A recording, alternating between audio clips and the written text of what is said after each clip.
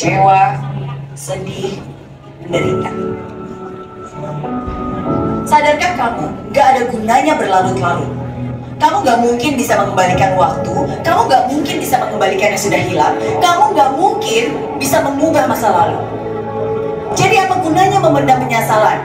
Apa gunanya memendam kesedihan? Apa gunanya terus-menerus menyalahkan diri? Kamu gak akan pernah bisa mendapatkan apa yang membuatmu bahagia kalau kamu terperangkap dengan masa lalu. Kalau kamu ngotot ingin mengubah sesuatu yang sebenarnya mustahil untuk bisa kamu ubah, itu namanya kebodohan. Bodoh, sangat bodoh. Kadang di hidup ini, kita harus berani melepaskan untuk bisa mendapatkan sesuatu. Wow, ayo dong. Masa jadi lemes sih habis dapetin energi? Tepuk tangannya 2 kali lipat dong, lebih mau. Oke. Udah pada nggak sabar kan? Ya, jadi saya izin akan membacakan. Wow, ini Miss Veronica Colonda founded White Cap Foundation in 1999 as a flagship organization in White Cap Social Enterprise with a mission to break generational poverty, use financial inclusion as an instrument to enable education by making education the preconditional to capital. Impact to that 5 million youth and women. Wow, tepuk tangan dulu sebelumnya semua.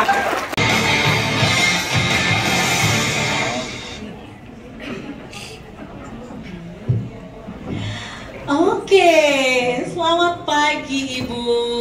Selamat pagi Rizka. Iya, Ibu Veronica, aku izin panggil Ibu Vera ya, biar lebih tak kenal maka tak sayang ya. Tapi aku berada di sebelah Ibu hari ini benar-benar merasa satu kehormatan, dan aku sangat terinspirasi banyak oleh perjalanan Ibu.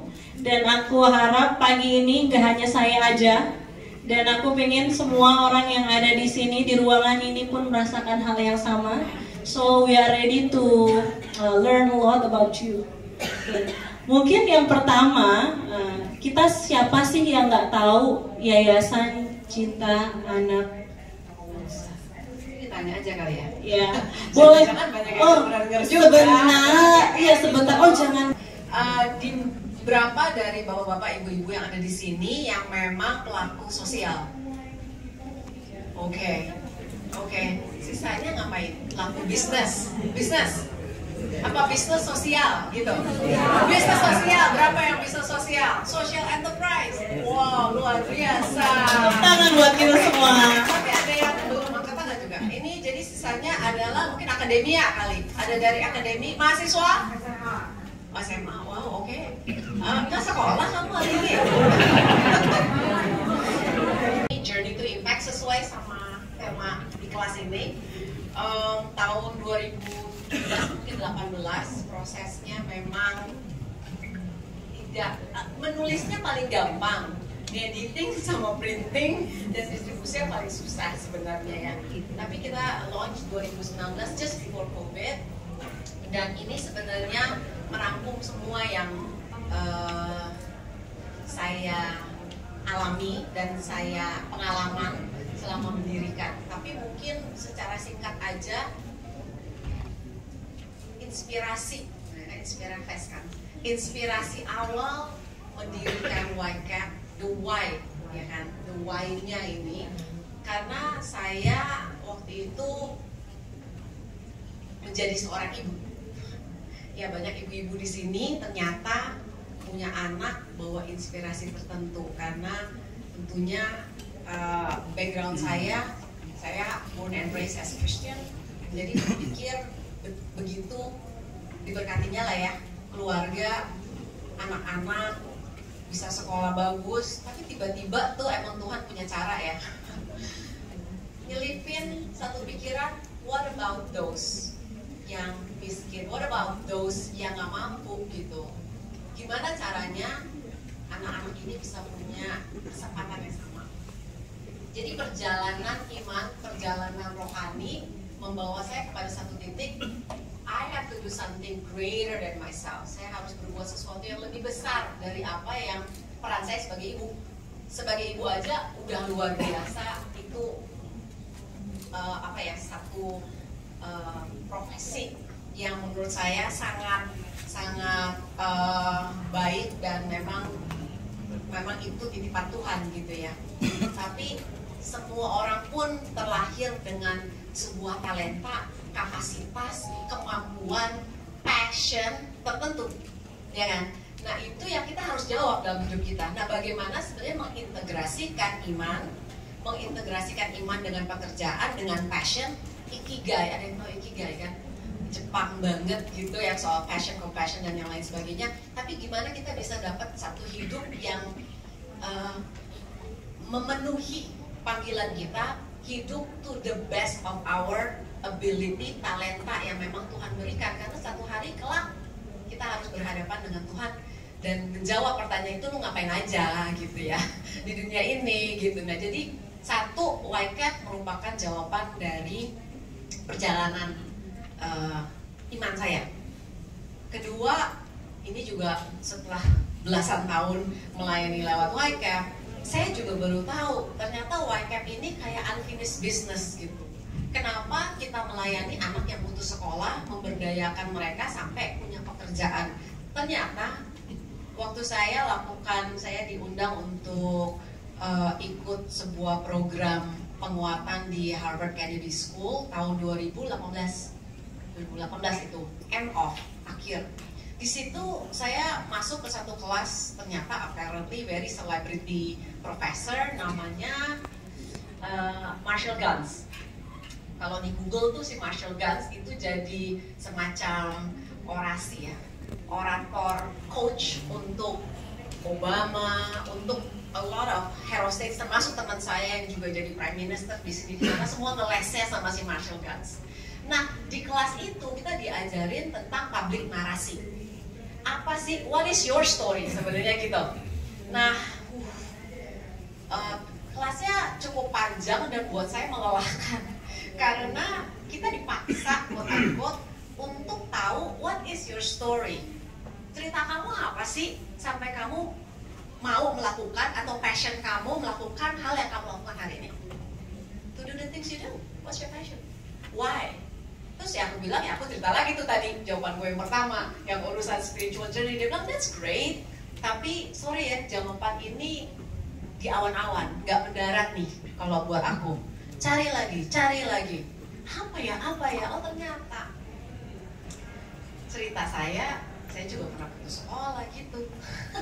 Nggak nyangka bahwa cerita saya pernah putus sekolah karena ayah meninggal tiba-tiba dan lulus SMA, nggak jadi kuliah. Sebenarnya nggak jadi kuliah aja sih, bukan putus sekolah di tengah-tengah kuliah atau di tengah-tengah SMA, enggak. Tapi nggak kuliah di tahun kita lulus, itu kan malu banget ya, aib banget. Aku tuh ya star student gitu selama SD, SMP, SMA nggak juara gitu ya kira-kira.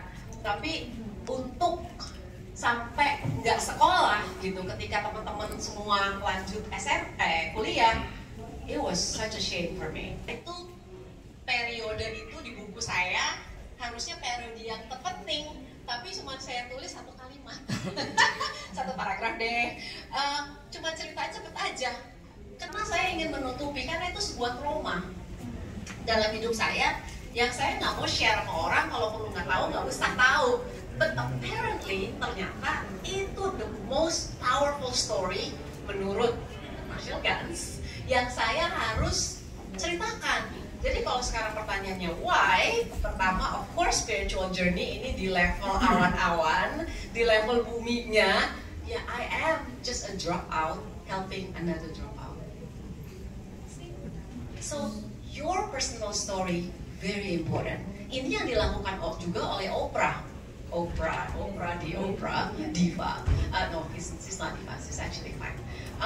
So Oprah bilang kita harus menerima, ya, mengambil manfaat positif dari setiap kesulitan, suffering, penderitaan, trauma dalam hidup kita. Jadikan itu kekuatan. Contoh yang lain ya, misalnya yang Starbucks, siapa yang nggak tahu Starbucks? Nggak ada kan yang nggak tahu Starbucks. Nah, Howard Schultz ini, yang owner Starbucks, founder Starbucks, Dia waktu kecil, umur 9 tahun, dia orang apa ya, kalau Schutz, Jerman atau Austria gitu-gitu lah ya. Ayahnya ini kerja di pabrikan, orang pabrik, blue collar worker. Kepleset, lagi snow kepleset. Instead of dikasih BPJS, ya disuruh berobat, yang ada diberhentikan dari pekerjaan karena dia udah nggak bisa kerja di pabrik. Jadi itu traumatis banget buat si Howard Schultz. Dia bilang one day kalau gue punya perusahaan, one day nih nggak ada yang jadi employee, semua jadi partner. Nah, iseng ya, kapan-kapan ke Starbucks, kamu nanya deh, kamu staff di sini atau employee? Oh bukan, saya partner. Dia memberikan dignity, karena dignity itu dirampas dari dia kecil ketika dia kecil. Dan dia kecil, dia melihat ayahnya berbulan-bulan gak kerja, susah hidup, ibunya harus kerja gitu ya. Sama waktu ayah saya meninggal juga ibu saya jadi harus diterima catering gitu kan. Kita melihat kesulitan hidup, pain and suffering in your life is actually good. Dan kalau kita punya tentunya positive mindset sama growth mindset, sehingga trauma apapun yang kita alami, kita ambil kebaikan dan bangun dari situ, coming out of the ashes, from zero to hero, ya kan?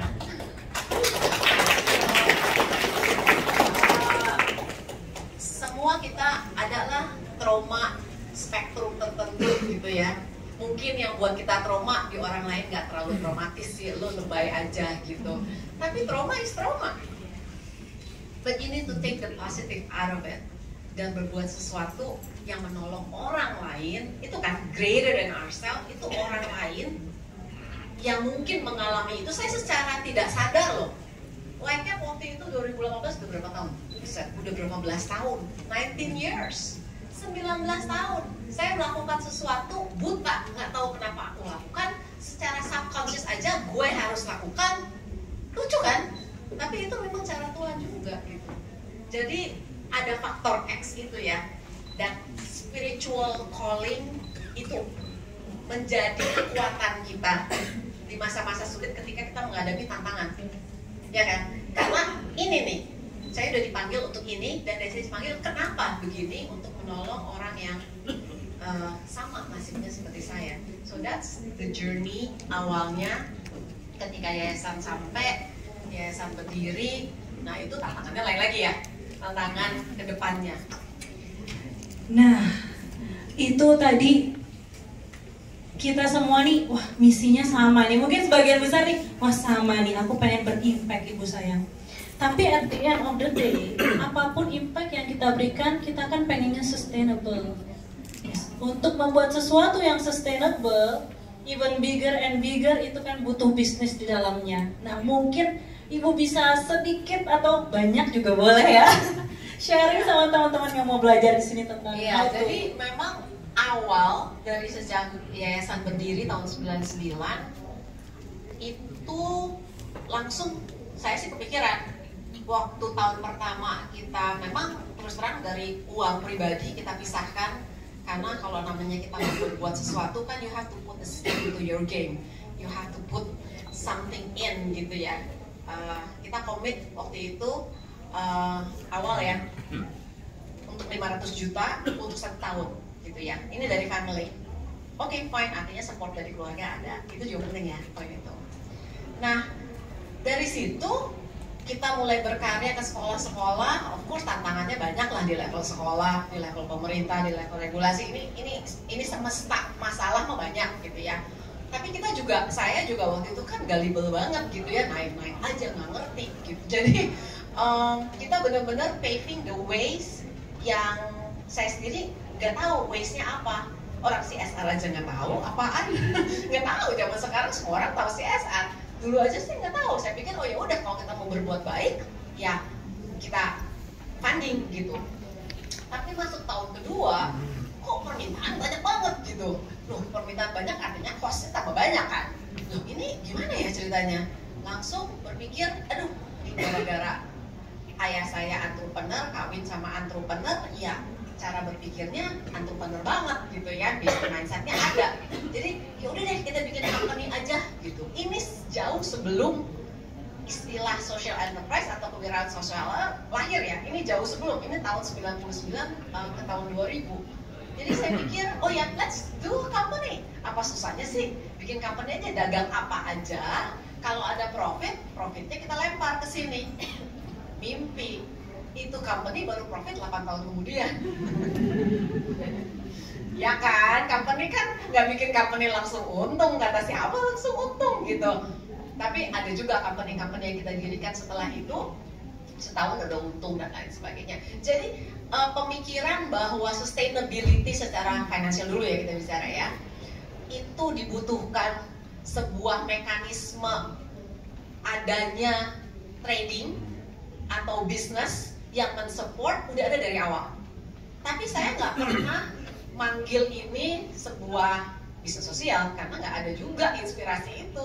Social enterprise apalagi, wirausaha sosial apaan sih, itu nggak ada yang ngomong istilah itu. Jadi kita operation mungkin 10 tahun pertama gitu ya, yayasan-yayasan, semesta PT ini, PT itu, PT kita bikin akhirnya ada beberapa PT, ya semesta PT aja. Jadi hubungannya yayasan, ya PT, hubungannya denominasi di tengah cuman aku, ya kan sebagai pemegang saham, aku ngasih dividen ke sini, sumbang dalam bentuk sumbangan. Tapi kemudian dengan berjalannya waktu, oke, sibuk banget ya, susah banget karena kita punya yayasan udah mulai harus diaudit nih, diaudit dan kita kerjasama pro bono dengan Big Four. Kalau the Big Four, EY, KPMG, dia merasa kepemilikan yayasan terhadap PT-PT ini tuh berantakan banget gitu, pusing gitu, yayasan tuh nggak boleh begini gitu kan. Ini conventional thinking ya, even EY dan Big Four harus di-educate. Ya sekarang mereka udah lebih pintar, dia udah paham apa social enterprise gitu, jadi udah lebih bolehin gitu. Kalau dulu mah no, bersihin.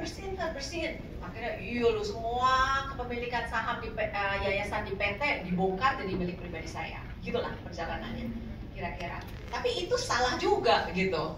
Sampai fast forward, kita berpikir kita perlu sebuah investment company yang megangin aset-aset PT ini supaya secara sistematis, secara struktur bisa naik dividennya ke atas. Biasa dong. Jadi kita mengambillah posisi sebagai yayasan. Akhirnya kita bikin tahun 2015 itu kebetulan karena kita melakukan pemberdayaan ekonomi lewat microfinance ya, memberikan microfinance kepada ibu-ibu, kan nggak bisa dilakukan lewat yayasan, harus dilakukan lewat izin, pakai izin OJK, lembaga keuangan non bank. Kita apply tahun 2015 bulan Desember, that's another divine intervention. Aku pikir ya emang udah waktu Tuhan ya. 2015, bayangin kita masukin launch untuk permintaan izin itu tanggal 14 sampai tanggal 10 Desember. Kita balik dari holiday Christmas nih, tiba-tiba OJK udah kasih loh izinnya. Gila. Itu sih nggak mungkin 2-3 minggu udah gitu liburan punya gitu nih OJK.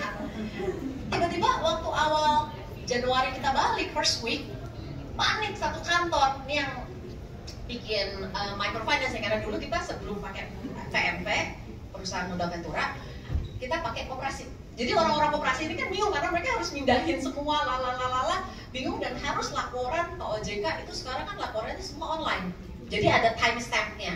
Sebelum tanggal berakhir bulan, itu sebelum jam 6 sore kalau nggak masukin SP1 loh. Itu OJK gitu. Nah, kita jadi di situ belajar how to do good and do it well. Dan kita happy banget, diregulasi sama OJK karena ini udah serius bisnis punya. Nggak bisa nggak disiplin, nggak bisa nggak tertib administrasi. Nah, begitu dengan berjalannya waktu kita udah mindahin aset, akhirnya kita bilang gini deh, yayasan memiliki saham di PMV aja, karena PMV si Ventura ini membeli semua aset company yang tadinya all over the places kita dirikan bits and pieces, opportunistic sih, nggak terlalu mission driven terus terang. Tapi akhirnya kita rapihin semuanya, asetnya dipegang di bawah PMV, si model Ventura ini, YCAP Ventures.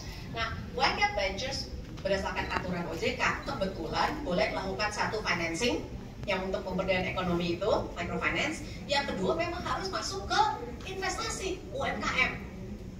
Wajib ini aturannya dia gitu, aturan OJK. Jadi kita juga berpikir, wih kebetulan karena ada aturan ini kita masukin semua company yang kita punya itu ke bawah si Ventura, lalu ini dianggap udah memenuhi syarat OJK dong. Tapi dengan berjalannya waktu ada istilah impact investment ya, jadi kita juga masuk ke ranah impact investment, bikin impact fund dan yang lain sebagainya. Tapi to make it just simple, structure how you structure yourself important dalam sebuah journey. Tapi sebelum bisa punya structure-nya mau apa, harus punya business model. Nah, business model ini yang sebenarnya menjadi sebuah tantangan terbesar, ya kan? Karena kalau bisnis model bukannya kita tahu satu terus tiba-tiba berlaku seumur hidup, enggak. Nothing is written in stone, ya kan? Kecuali Undang-Undang Dasar 1945 itu juga udah ada amendment ya. Tapi Pancasila nih, Pancasila, bukan Pancasila gitu. Nah, ini perlu ada evolusi.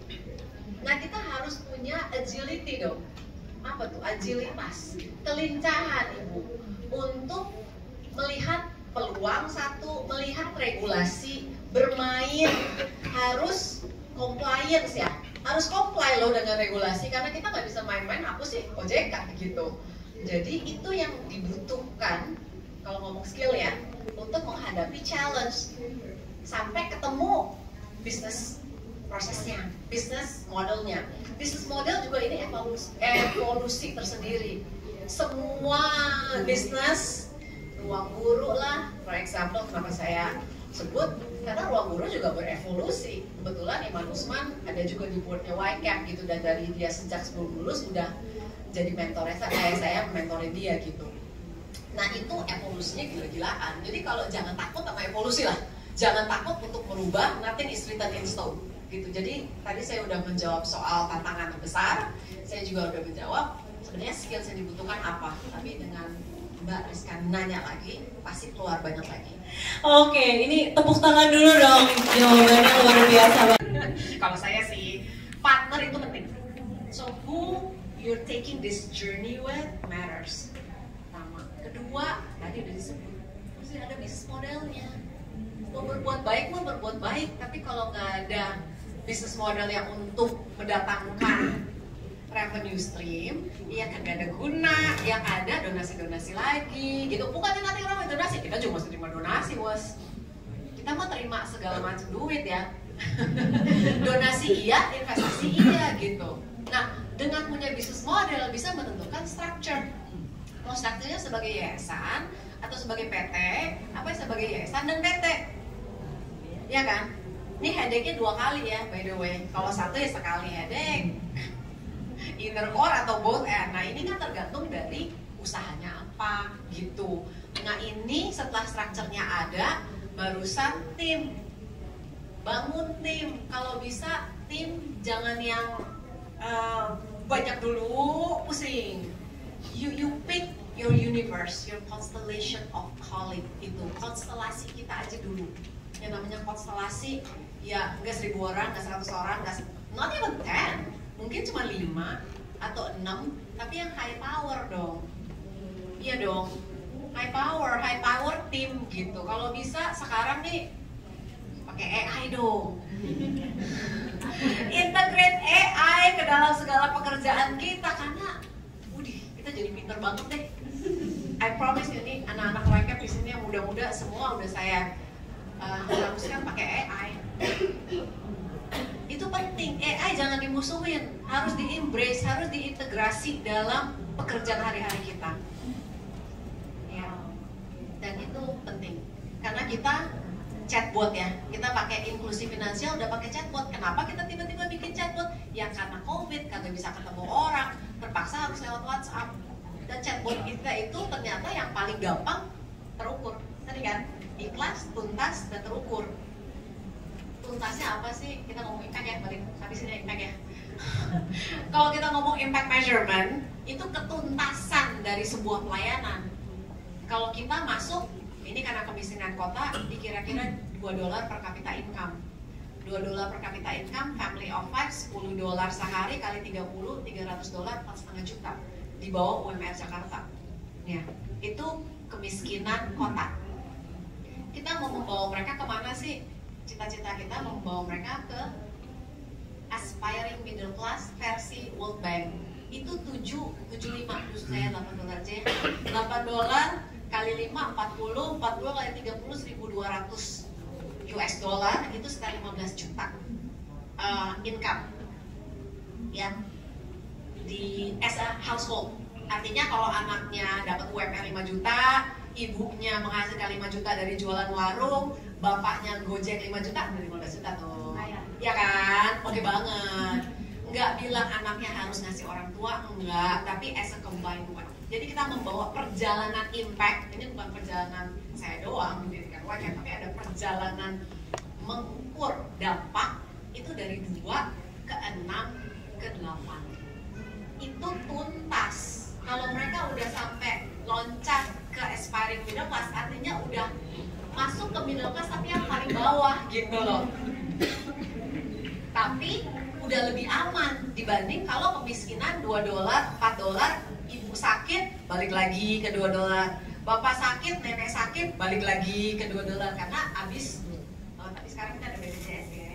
Tapi ya, in some cases it doesn't work BPJS-nya, atau dibayarnya ntar 6 bulan lagi, atau keburu udah nggak bisa tunggu gitu ya penyakitnya. Nah itu oke.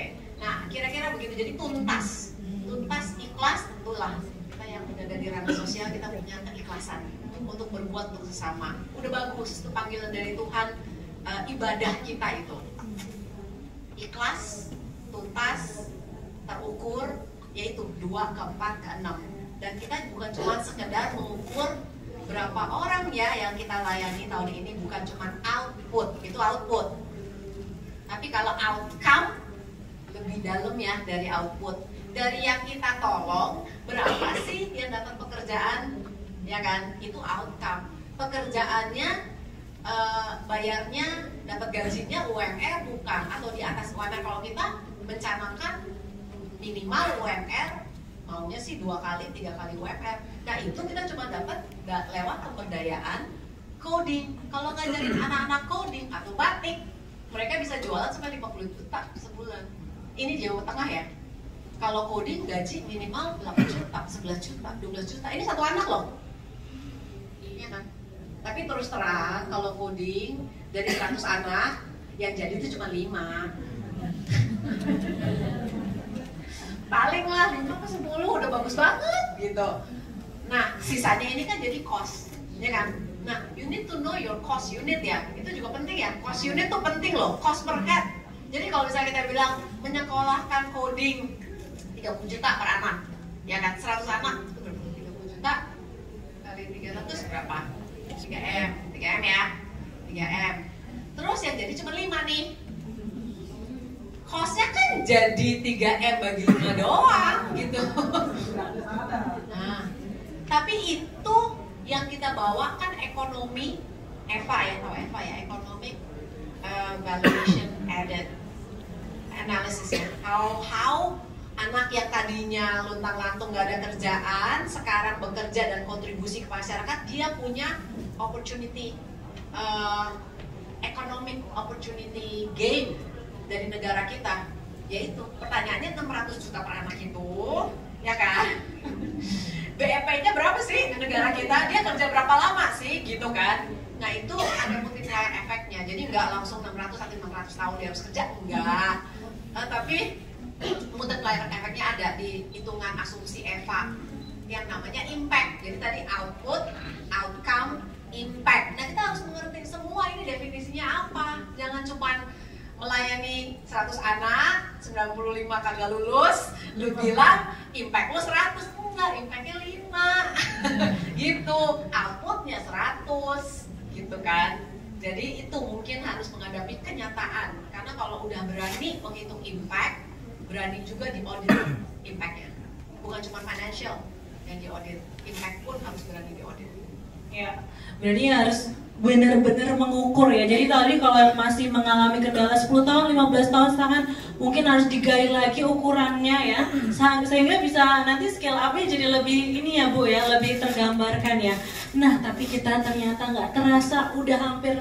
Tapi cuma nambahin satu. Boleh dong. Kan belum nyampe ke $1 million ya soalnya. Iya, betul banget. Nah, untuk nyampe ke $1 million saya nggak tahu ini revenue atau profit atau apa nih?